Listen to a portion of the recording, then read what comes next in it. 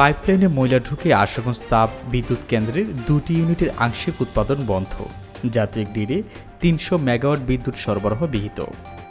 ঝড়ের কারণে পানি সরবরাহের পাইপে ময়লা ও কুচিরপানা আটকে ব্রাহ্মণবাড়িয়ার আশুগঞ্জ বিদ্যুৎ কেন্দ্রের 2টি ইউনিটের আংশিক উৎপাদন বন্ধ রয়েছে।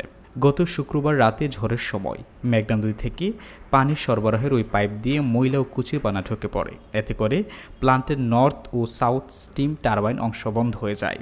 ফলে প্রায় 300 মেগাওয়াট বিদ্যুৎ উৎপাদন বিহিত হচ্ছে বলে কর্তৃপক্ষ জানায়।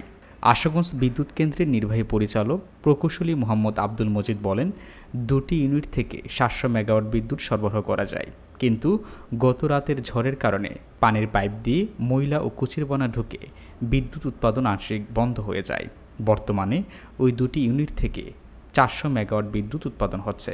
গত শনিবার সন্ধ্যা 7টা পর্যন্ত উৎপাদন বন্ধ ছিল। এর ফলে জাতীয় গ্রিডে অন্তত 300 মেগাওয়াট বিদ্যুৎ সরবরাহ বিহিত হচ্ছে।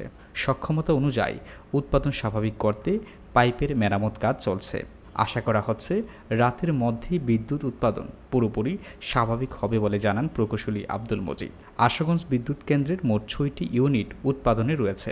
এর মধ্যে 2টি কম্বাইন্ড সাইকেল পাওয়ার প্ল্যান্টের সিস্টেম টারবাইন চালু রাখতে মেঘনা নদী থেকে পাম্পের মাধ্যমে পাইপে পানি সরবরাহ করতে হয়। Padma TV news desk.